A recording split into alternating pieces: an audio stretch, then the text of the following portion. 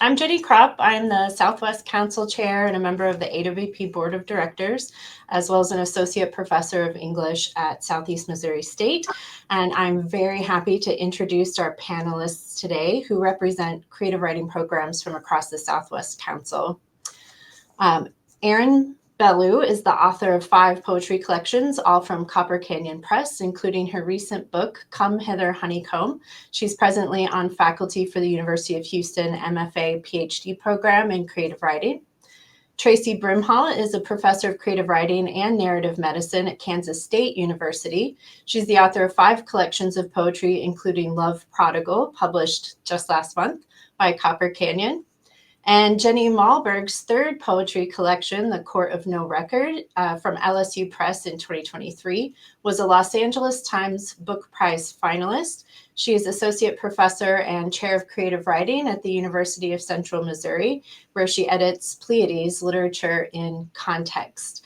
Welcome to all of you, and I'm selfishly very excited about this panel because I get to teach poetry once per year, and I'm teaching it in the spring, so I'm very excited that I'll actually be able to use this in class. So with that, Erin, I'll turn it over to you. Okay, thank you, Jenny. I'm just going to read a very, very short micro essay on the idea of revision, which is called Essay on Revision. I've now spent half of my life teaching poetry. Presently, I work with writers in their teens up into their 80s, which is to say, I've spent several decades suggesting strategies for revision to writers of every age, stripe, and kind.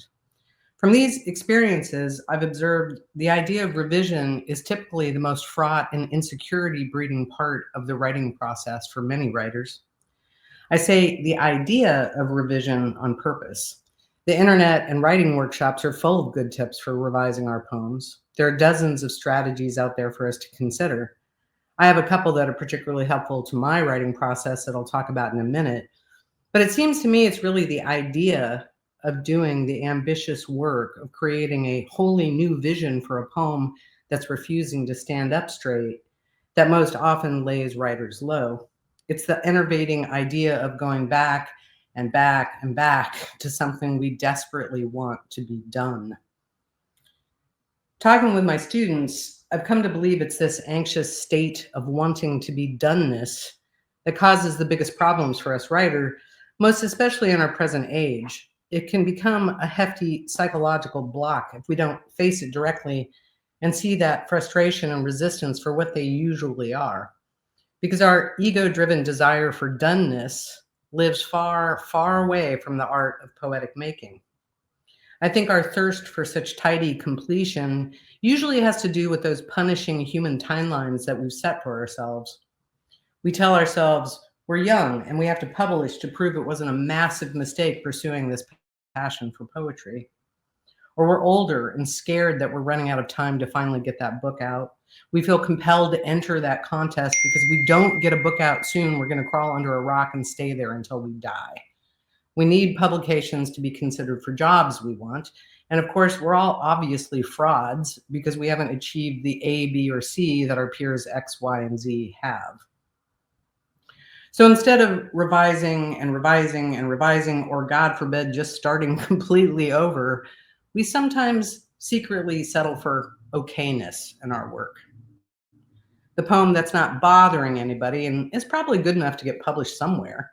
We follow the poetic fashion we see being rewarded in a given moment instead of listening to what our poem actually wants from us.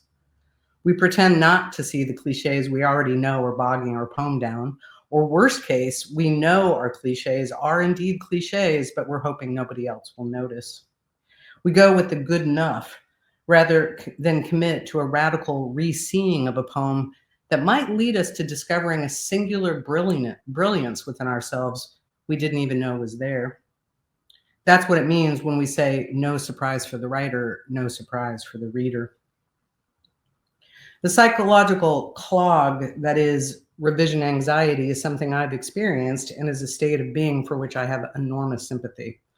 It's a self-defeating malaise that seems to have trickled down at light speed generationally. When I was a kid writing my first book in the early 90s, the brutality of corporate academia and the pernicious professionalization of creative writing as a career hadn't taken absolute hold yet.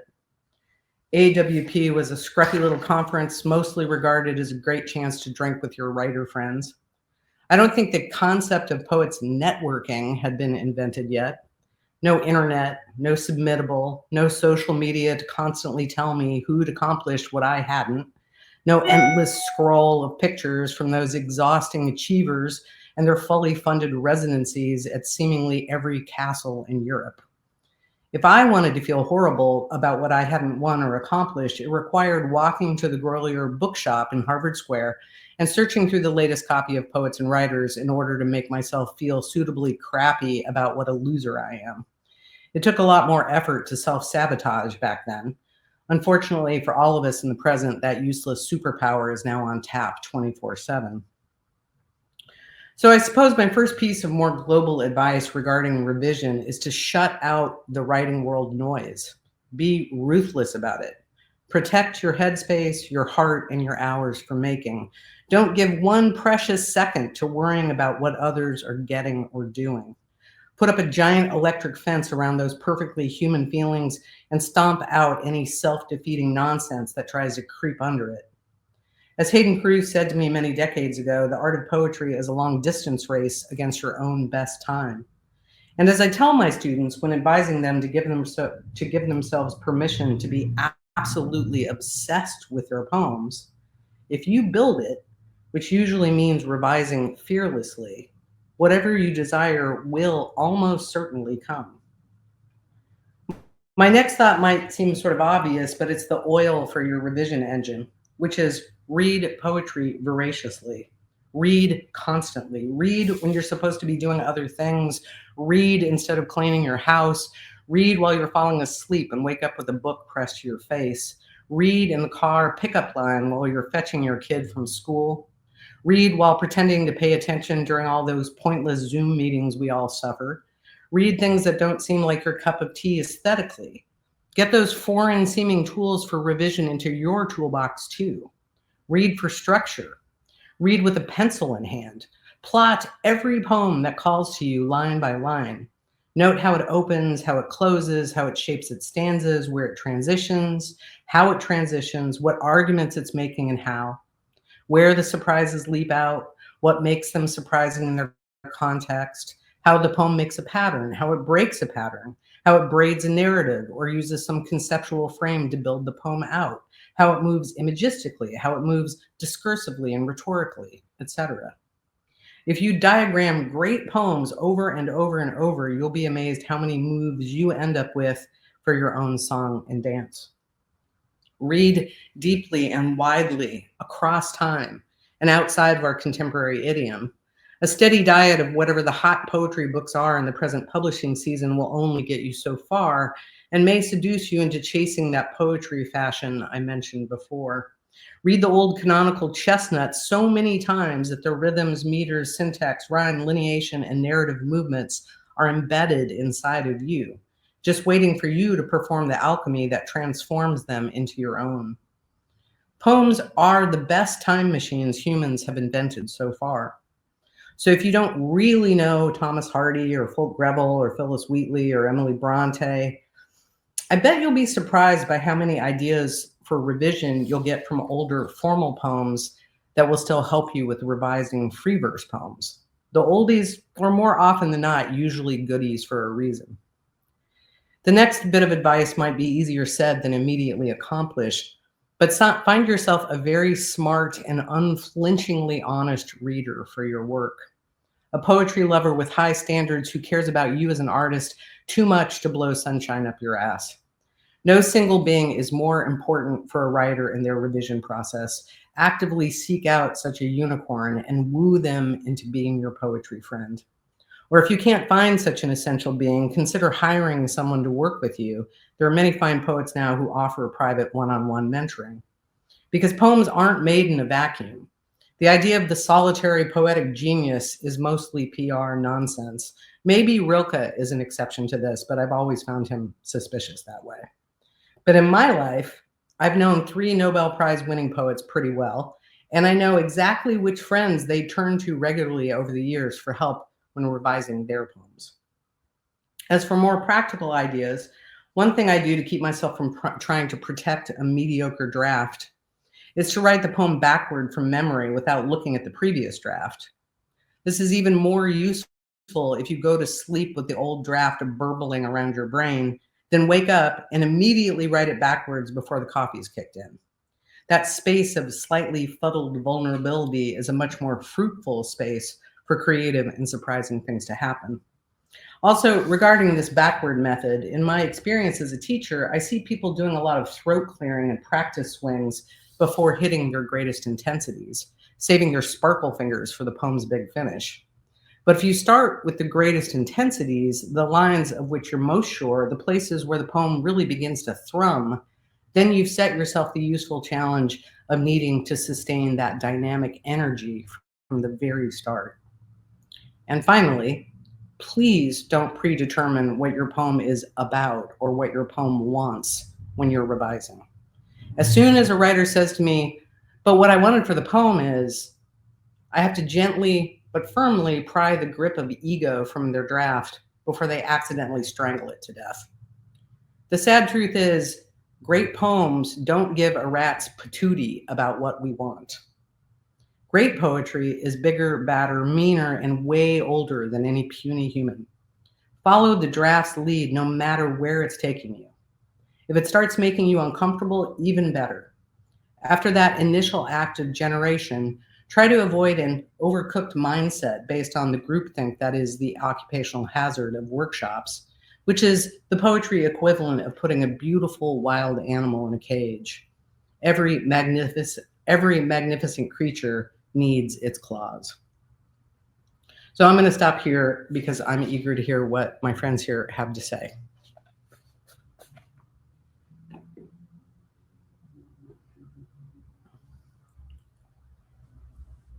So I believe we're going in alphabetical order. So I'll go ahead and take over. Hopefully as I'm talking, the slides will start to load. But my talk is called The Difference Between Rock and Bone. The reason I call it that is I gave somebody a Smithsonian paleontology kit for Valentine's one day, and they complained that it was too easy because truly, as you see in the next slide, paleontology is a lot about developing the intuition between rock and bone. So one thing I like to show my students all the time is that even genius has to revise. So I came across this early draft of Elizabeth Bishop's One Art, and we also look through this in the next couple slides, these series of Randall Jarrell's The Woman at the Washington Zoo, in order to see how many different shapes a draft takes. I think a lot of times we think it's just like polishing a little rock and it gets smoother and shinier every time, but sometimes you have to, as the next slide also shows, just the wild range, you have to get messier before things get clearer. And as both a baker and a poet, I think the mess is the best part. So in the next slide, the only thing that I've ever seen as far as paleontology goes, other than that Smithsonian kit that did not go over on Valentine's Day, was the movie Jurassic Park, in which all you have to do is like, and then there's a velociraptor just perfectly preserved right there in wonderful shape in the dust. But actually I learned that Valentine's Day that the hardest thing for a budding paleontologist is figuring out the difference between rock and bone, because they both look and can feel the exact same way.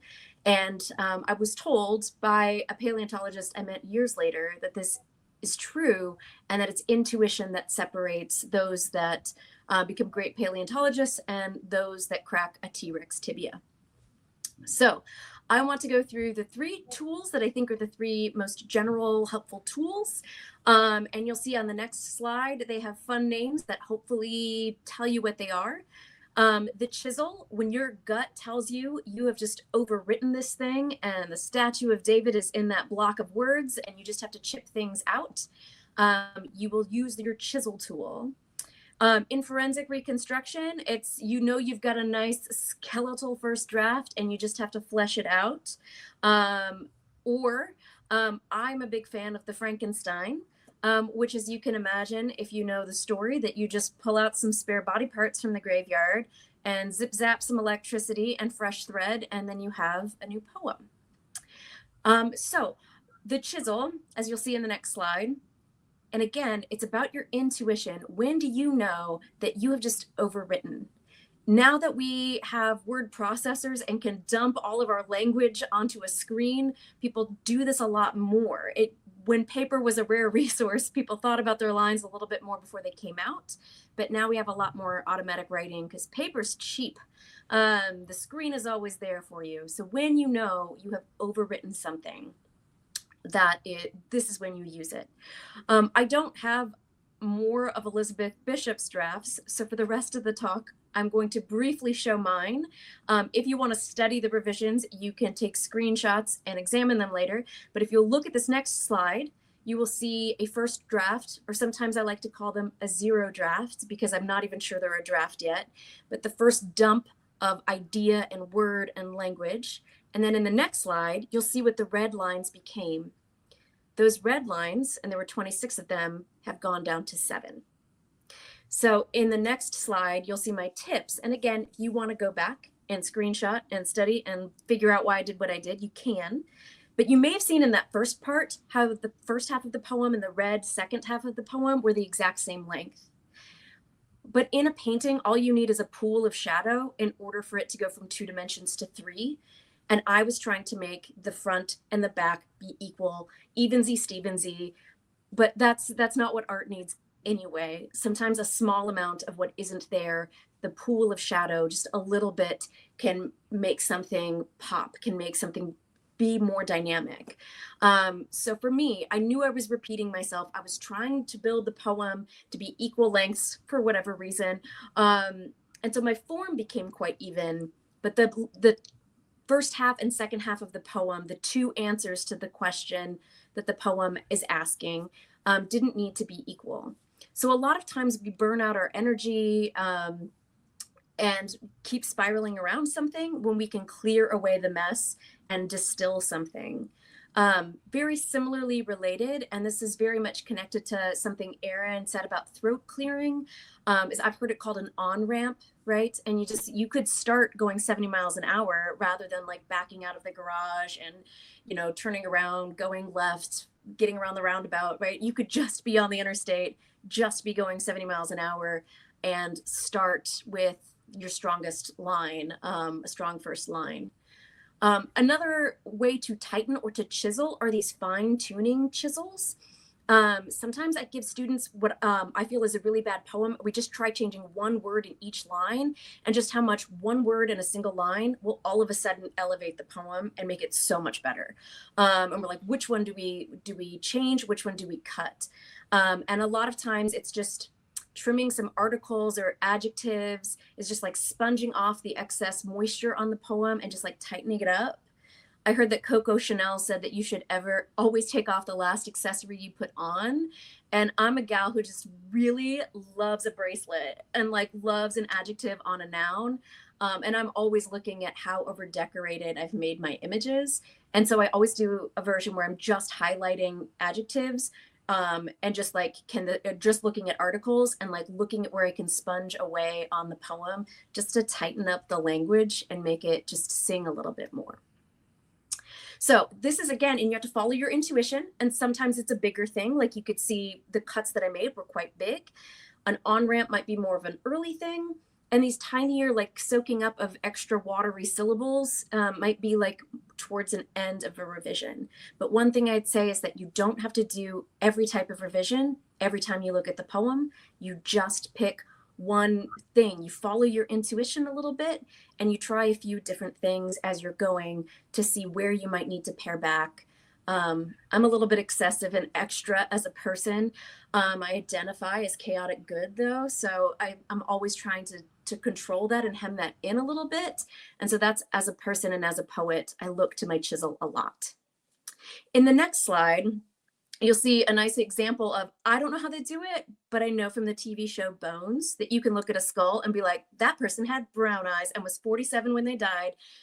it's a thing that people who know bones know how to do. But if you have a skeletal first draft, you can build on to that seed of an idea and flesh it out with additional details.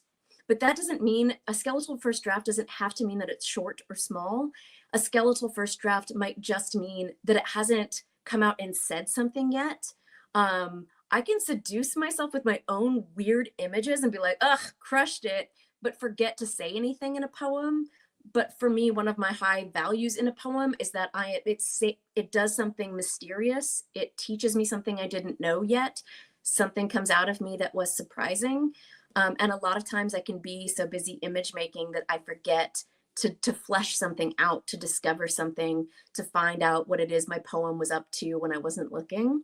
And so as you'll see in the next slide, I had a poem in grad school I was real proud of.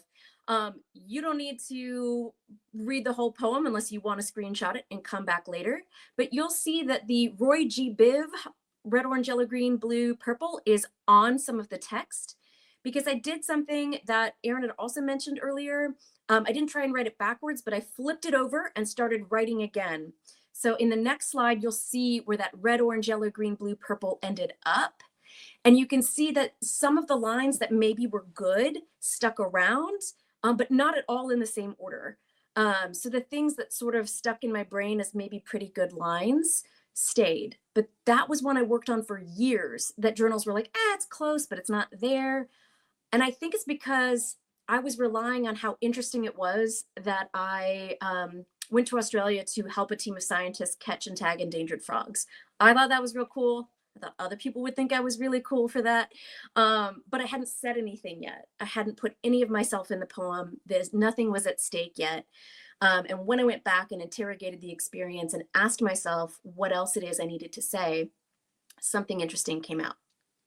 So as you'll see in the next slide, this supposedly, Hemingway and I were never besties or anything, but supposedly Hemingway did this, where like the first draft was written, flipped over, the next one was started without looking. And rumor has it, that's why he was really good about not using adjectives, and maybe my problem with adjectives all along.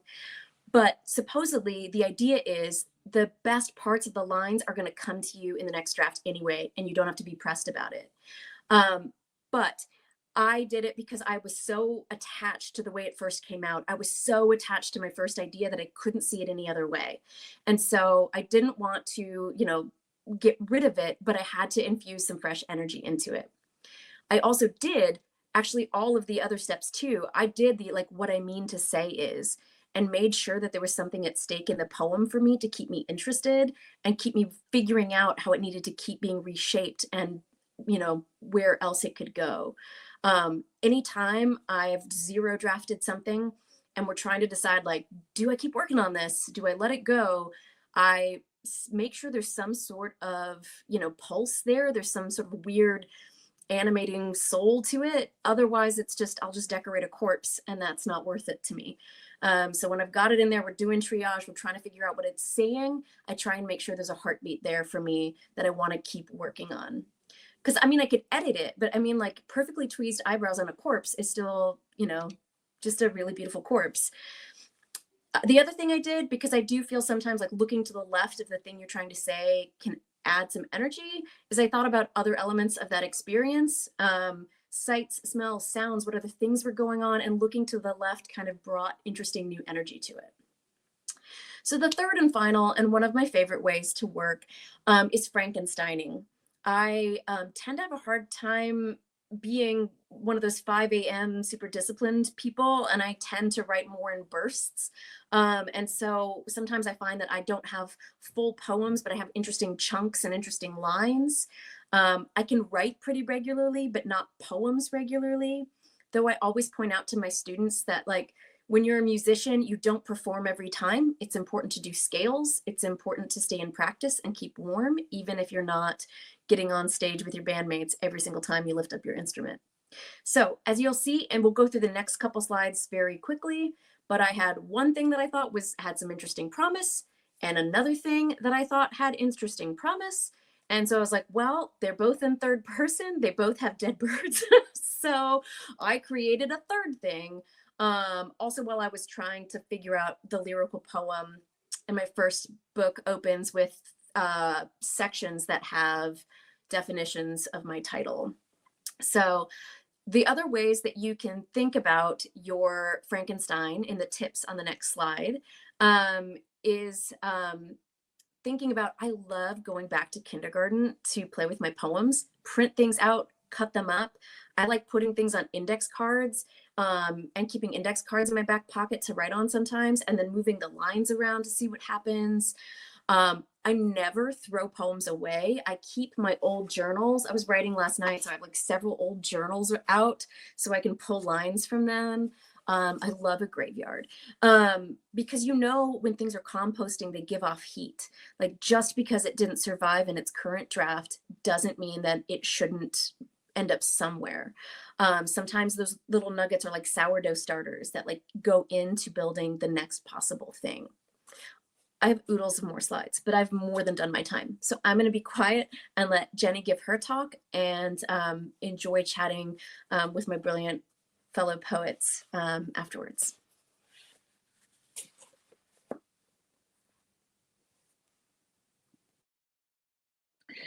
Traci, like the 450th reason that we're friends, you talked about Jurassic Park, and I was going to talk about ET, but I cut it for time purposes.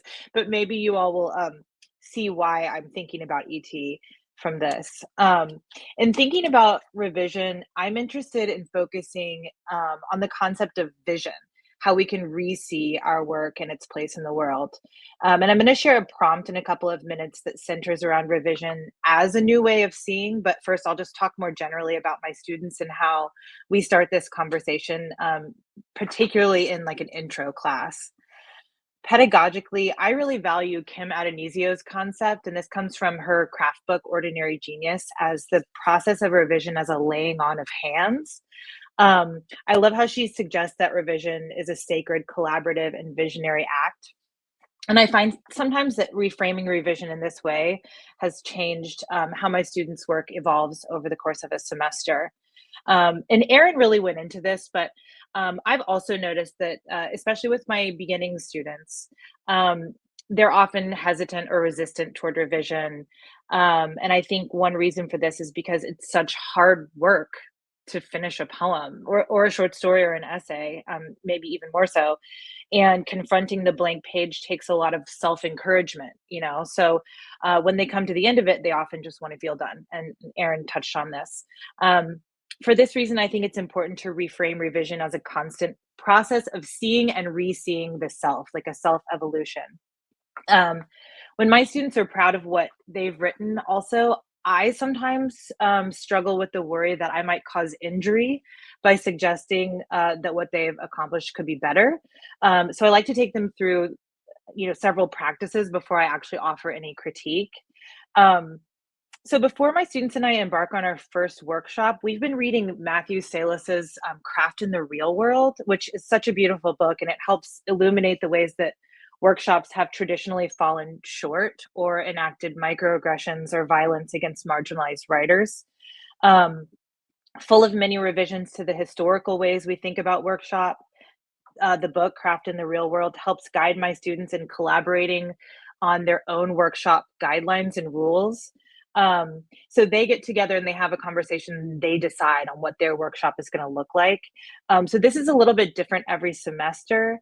But for the most part, they do opt to kind of preface their work by some questions and some conversation, which I found can be really helpful to them for the revision process, because once they reach it, this keeps it from being prescriptive. It keeps it from being like criticism for criticism's sake. And they're starting to ask questions about the intention of their work, and then their peers can also discuss the intentions of their work. So with that in mind, I wanted to tell you quickly about a poetry prompt that I call Inventing Worlds. And I think this could be used to, and I've used it in a few ways. It can be used to revise an existing poem, or it can be used to start a new poem or even a series of poems. So Adrienne Rich's great essay from 1972, When We Dead Awaken, Writing as Revision. I love that. And I always start with this quote from her. You have to be free to play around with the notion that day might be night, love might be hate. Nothing can be too sacred for the imagination to turn into its opposite or to call experimentally by another name. For writing is renaming. So the way I start this generative kind of revisionary prompt is to read Dinez Smith's great poem, Summer Somewhere. It's from their collection, Don't Call Us Dead. And in the poem, Dinez Smith revises or reimagines the reality of police brutality by setting the poem in a place where oppression is negated. So just a quick quote from the poem just to show you how they do this. They write, but here, not earth, not heaven, boys can't recall their white shirt turned a ruby gown. Here, there is no language for officer or law, no color to call white. If snow fell, it'd fall black. So I'm really interested in the ways that Dinez uses revision or negation as a way of re-seeing in the poem. So after we discussed that poem, I asked my students some questions like, what is at stake in your personal world today? How would the stakes change if you invent a world where the opposite of your crisis or experience is possible? What people in positions of power work to oppress, limit, or silence your own experience of truth? And then what metaphors, similes, or images come to mind when you consider your truth or your experience of hardship or limitation? And then I then take my students through a guided writing prompt that can evolve, and this can even happen over the course of several weeks or even a semester. This writing prompt also involves drawing, so I encourage my students just to be like messy and wild and weird with that stuff. So I'll just give you the general gist of how this goes. We start by considering a poem or an idea for a poem that we've been trying to write for a while that is for some reason failing us. We're going to invent a new setting for the poem, which implies entirely new stakes for the metaphorical world, the voice, and the form of the poem. So we start with these questions. What realities must exist in that world that will negate the current environment of oppression? Could that reality be the opposite of the reality you experience? Could that be a slightly skewed perspective on the situation? And then I have them start drawing a map of their invented world. And here they start imagining laws of physics, cultural mores, ecological relationships, or other factors that might shape experiences in this new setting. And then through the perspective of the invented setting, they reconsider sensory experience. So like maybe things might taste different or better. Things might have different textures, colors might change. And they start to kind of create a self-portrait within the world of that map. And then this is kind of like the turning point of the prompt. I kind of stop them in their tracks and say, write down a secret. And the secret serves as the crux of the poem. And they don't have to divulge that secret, but the secret like charges the poem with energy. And then we delve deeper collaboratively, reinventing worlds together. So if my students are willing to share the worlds that they're reimagining, we kind of like add on to each other's ideas until the poets are satisfied in pushing the metaphorical realms of their invented worlds. And then we begin drafting. So it's all kind of like a revision of thinking about a setting, really. So I maybe will stop around there. I have some additional reading, and if anybody wants to have this prompt or this further reading list, I'm happy to send it. If you want to contact me, actually Traci Brimhall is on this list, but it also includes Tracy K. Smith's Life on Mars. Rick Barrett has a great poem called On Gardens that does similar work. So yeah, I think I'll stop there. Thanks, y'all. Thank you all. What I love about doing things like this is the way that it just sparks that feeling like you want to go read and you want to go write. So thank you for agreeing to do this. I have a few questions to spark some discussion, but I actually wanted to start with a couple of questions that I always get asked by students to see how you would answer them. Jenny, you talked about the collaborative, and Erin, you talked about like finding a reader who's unflinching. But a lot of students come to me to ask like what to do when they receive conflicting feedback in workshop. And so I'm curious, how you might respond to that and to what extent feedback plays a role in your own revision process.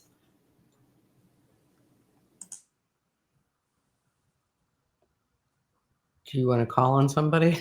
Anyone can get us started. I'm happy to get us started. I think Erin really touched on this when you were talking about finding those readers. Like I often talk to my students about, the first time I sat in poetry workshop and how intimidating that was, and how my best friend in the world is still that difficult reader for me, like that pushy reader who knows me so well and knows how far I can go, and also knows like what the poem is being informed by, knows my history, which can be so valuable. And yeah, I think that's like one way of thinking about it, is if you get conflicting feedback, what does your gut tell you? Like, who is that reader? Whose handwriting does your gut feel like is your person? And sometimes that's a way to go. Or I mean, maybe it's a balance of the two, but I would talk to them about gut instinct and that special connection, because it can be really a bombardment of feedback to get, comments from all their peers and wade through it. Yeah.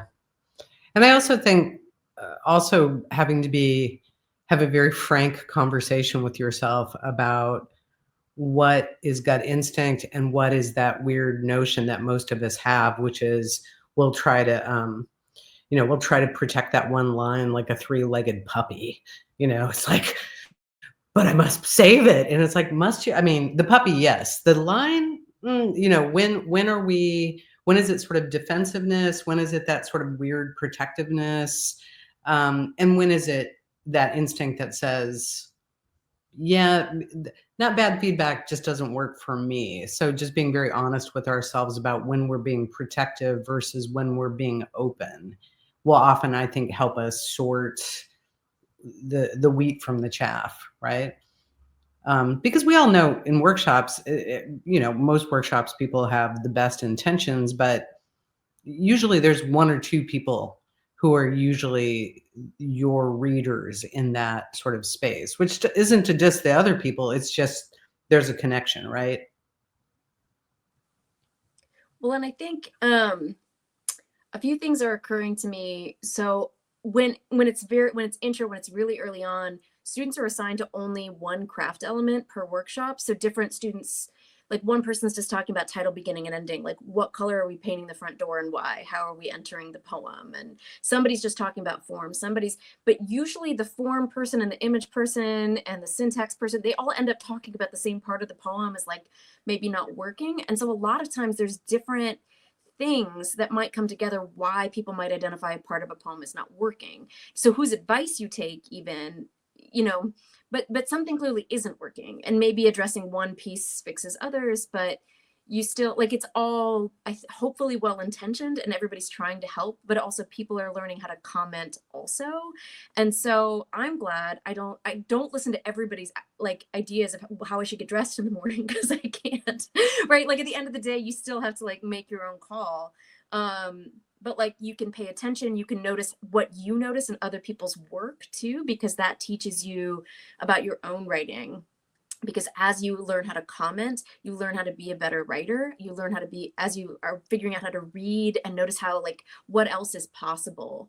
I often approach it like a tarot reading, even though I'm not a good tarot reader and I have no actual knowledge or experience. But I'm like, here's a set of images and metaphors and ideas. What is the question we're asking? Like, I think questions are way more interesting than solutions, though I do have students give a micro line level edit and ask a question is my goal in workshop, of like figure out how some small, like a line break, like a word change, at like give something really specific, but then also ask a question that might help generate the next draft or the next interesting idea.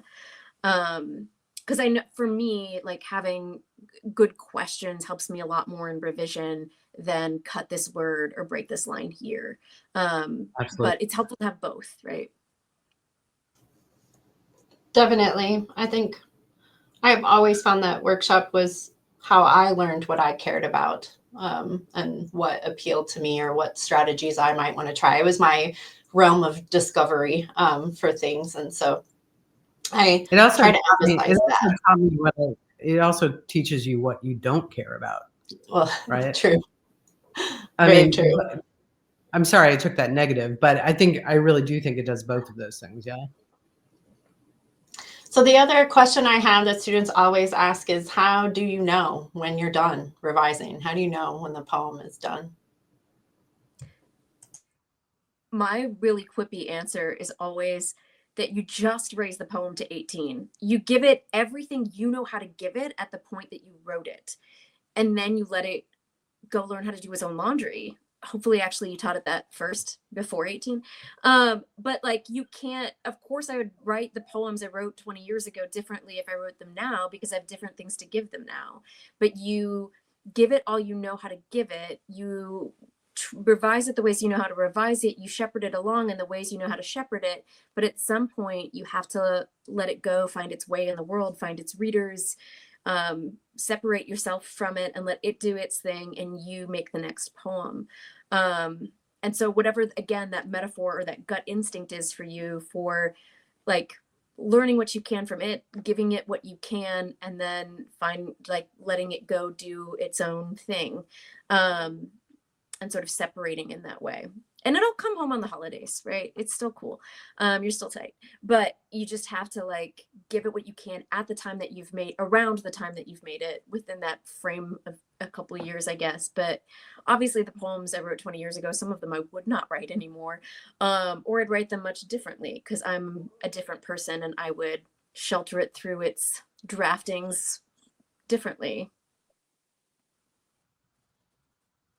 It also helps if you have that person or person. I have two people. Like I instinctively at this point have a sense of when, like, yeah, nailed it, right? But I still always have to pass it by my two trusted readers, one of them who's been reading my poems for 30 years. And if it makes it past my sort of gut check and it makes it past those two, then I feel like I've definitely got a finished poem. Yeah, I agree with that. I think my obnoxious answer that I've said to my students before is like, you don't, how do I know when I'm done? You don't, it makes me think about Yeats going back like 40 years later and just modernizing all of his really beautiful romantic poems. And it's like, no. um, I think, yeah, I would just echo Erin too and say, like, sometimes you got to let it go and see what the people you trust think. Um, and I think that's different for every poem. I feel like over the years I've learned that like the instinct develops, but you still have those ones like where Traci, you had the chisel and the Frankenstein. What was the middle metaphor? Forensic reconstruction. Yeah, the forensic reconstruction. I feel like you have those poems that need forensic help for like, a decade, and that's okay too. Yeah, I think that was going to be my follow-up question, especially because what Traci was saying about you're a different person, right, at different points in your life, so you would approach a poem differently. Do you find that some poems you're just not the right person yet to complete them? I joke that I'm a very fast writer, but a very slow reviser. But I start revising from the beginning, right? It's like a constant part of the process. And so some poems will take years and years because I don't have the experience or the thoughts yet to do what it needs to do. Do you find that is part of your process, or do you see revision as separate or distinct from drafting? What does that process look like for you? I really want to normalize what you just said there, which is there's nothing weird about a poem taking years. I always say to my students, it's not the most poems that wins, right? And this idea that we're supposed to be cranking it out, right? And I've touched on some of those reasons why we feel the need to be cranking it out, and it can be problematic for me because I'll hold on to things until people have to like wrestle them away from me because I'm just like, it's not done. But it's perfectly normal. I want my grad students to understand that. Like if it takes an extra year to finish the book, if it takes an extra 3, you're 25. It's fine. right? Like, don't worry about it. Just do the best that you can and take the time that it needs because for all of the obvious reasons. So I really love what you said, Jenny, and I hope anybody who's listening to this takes their foot off their neck about this notion of time. It would be much better to be like my cats, right? Or our pets, where they're not constantly thinking about their mortality and how much time they have, right? Wouldn't that be great? So that's my response. What do you guys think? I'm really picking up what you're putting down in terms of like, are you not the person yet? Because my teacher, David Keplinger, used to say, like, this is a poem from the future. It's floated down, and now you should staple it to your forehead and wear it around like a hat. Because like basically that came out of he had me do, I think it was like 6 months of a poem every single day. So it's like you're confronting your own failure in this, it becomes smaller. Every day you fail, it becomes less and less like monumental. And then suddenly a poem from the future floats down. And so I feel like it's like sometimes it's your future self visiting you with the gift of this one poem, or it's that like the poem just hasn't found its own self yet. And so I feel like we do have those, like I have a poem that I've been trying to write for 30 years. And it's just Jenny from the future, or the poem from the future just hasn't like decided it was time to descend. Sounds really kooky, but That is a really trippy, cool metaphor that I'm going to give you credit for and use. yes, thank you, Erin. I've definitely I'm out here failing publicly. Like I just write things like it's good enough. Bye. Like I don't think I've ever written a perfect poem. I don't expect I ever will. I revise, I think, because I'm still trying to learn from my poem, not because I want to make it perfect. I think I really have benefited from being a B student of life. Like no one ever said I was most likely to do anything. I was a latchkey kid. Like no one has supervised me my whole life. No one declared I was clearly had it as a poet. I think my letters of rec from grad school were like, wow, she just works so hard. She's a real trier, that Traci. I did not have no one told me that I was perfect. Well, I don't really believe you, but this is hilarious. That scarred me a little. That is not how I would describe you, but okay. But I was like, no one ever thought I was shiny. And so I think I really benefited from feeling like an underdog, or like that it was okay to be messy and full of mistakes and, publish your regrets. Like just not feel bad about it. So I think I just, I feel like I've never felt like a perfect person. I've never felt close. And most of my life work as a person has been to refuse to be ashamed of myself. And so I think that I carry that over in poems too. And I was like, oh, look at that messy little gremlin I made. It's so adorable. And I just love my little gremlins. And I don't know. I'm way more interested in them. I like ugly things. I'm very curious about weird stuff. And I think perfection is gross and boring. And it's what AI produces is blah, algorithmic, formulaic crap. And I'd rather, oh my gosh, I wrote it down as Erin was talking. Like, but most great poems are not perfect.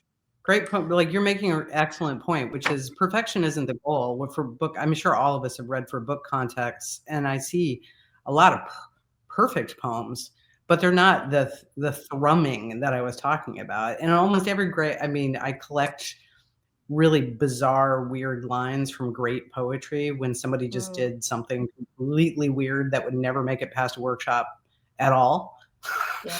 Right. And so I think you're making a really excellent point, which is perfection is really not the goal. Something that's alive is the goal, like your weird little gremlins. Yeah. Well, and you said something in your talk about like it needs to keep its claws. And I also heard, I think it was Carl Phillips said something about like every poem needs a line of wilderness, but I think he was quoting Frost. Anyway, there are other people who have smarter things to say about it than me, but like something messy, something weird, something that animates it has to stay. And so I don't try and finish a poem. I'm not trying to abandon things. I'm not trying to trigger their abandonment issues either. I'm just like, okay, well, feel like we've done what we can do together. Let's go be on our own journeys. We're, you know, it's not you, it's me. We'll still be friends. I have a lot of one-night stands with poems. So I was like, well, that was fun, but we've got to go on our own paths. Get back on Bumble. I will have to say thank you very, very much for saying that, Traci. But and I'm looking forward to my students hearing this. But it's interesting when somebody who studied in grad school says that about themselves, right? Because we don't often, like, when we look at poems and we read published collections as students, it's like there's this vast disconnect between the work and the human behind it. So I appreciate all of that. I think we are about at time. Do you have any last thoughts you want to share before we end our session? No, sorry, my dog decided to join. Adorable. He believes Pets in are traditions. always So a weird little gremlin. See, you are a poem. Yeah. pretty cute. Yeah, the two of you have just well- like fully Simon and Garfunkel over the course of the past hour. I love it. Well, It was thank a you real all. pleasure listening to you guys talk about this, and I got a lot of great ideas for my teaching. So thank you very much. You too. Thank you, Erin. Thank you.